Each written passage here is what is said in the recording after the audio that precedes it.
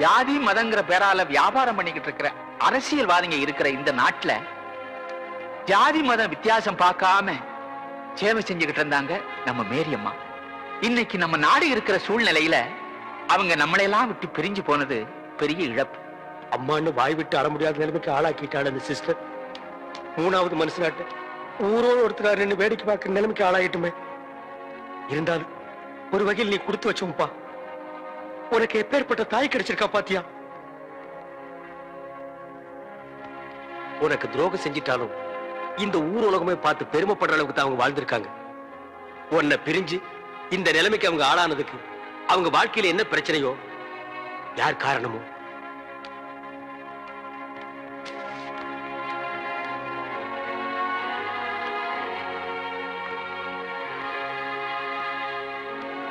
Excuse me, நீங்க சுவாமி விவேகானந்த ஆசிரமத்துல இருந்து வந்திருக்கீங்களா? ஆமாங்க. மிஸ்டர் தமிழ்ச்செல்வன் நீங்க தானே? ஆமா, அவரோட ஃப்ரெண்ட் நானு. எத்தனையோ விஐபிஸ் வந்திருக்காங்க. வந்திருக்கலாம். அவங்களுக்கெல்லாம் கிடைக்காத பெருமை முக்கியத்துவம் மேரியம்மா உங்களுக்கு கொடுத்திருக்காங்க. இல்ல, ஐ மீன், நீங்க ஒரு ஹிந்துவா இருந்தாலும் உங்களைத்தான் தன்னோட இறுதி ஊர்வலத்துல சிலுவை தூக்கிட்டு வரணும்னு சொல்லிருக்காங்க. ஆமா. அந்த அளவுக்கு அன்பு மரியாதையும் உங்களுக்கு கொடுக்கணும்னா அதை பத்தி நீங்க என்ன நினைக்கிறீங்க? மேரியம்மா பத்தி உங்க ஒப்பீனியன் சொல்றீங்களா? சரியான கேள்வி. வாங்க, கேட்க வேண்டிய இடத்துல தான் கேக்குறீங்க. ஒப்பீனியன் என்னங்க? நாங்க உண்மையை சொன்னா தான் இங்க யாருமே ஒத்துக்க மாட்டேங்கிறாங்களே. அண்ணே, கொஞ்சம் சும்மா இருக்க மாட்டீங்க? நாங்க என்ன நினைக்கிறோமோ அதை இங்க சொல்ல முடியலீங்க. நாங்க இப்ப சொல்ற நிலைமையில இல்ல. வாங்க.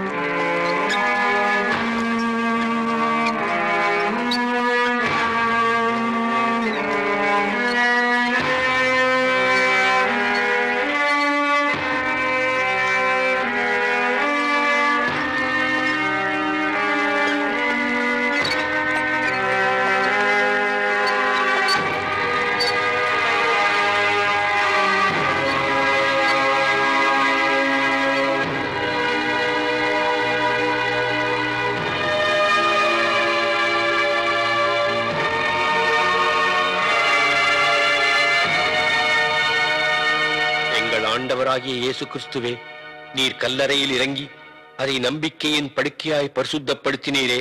உயிர்த்தெழுதலும் ஜீவனுமாயிருக்கும் உம்மிலே இந்த சகோதரி இளைப்பாறுகிறார் என்று நாங்கள் நம்புகிறபடியே இவருடைய சரீரத்துக்கு இக்கல்லறையை இளைப்பாறும் இடமாக்குவதற்கு உம்மை வேண்டிக் கொள்கிறோம்.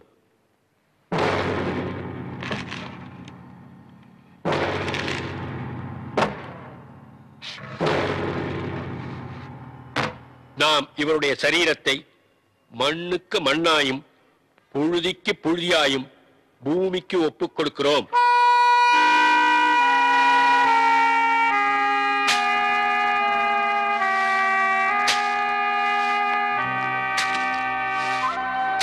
தமிழ், இந்த பாரு, எவனோ வந்து மண்ணள்ளி போட்டு போறான். பெத்த மகன் நீ, உனக்கு இல்லாத உரிமையா? பிடிவாதம் பண்ணாத தமிழ்.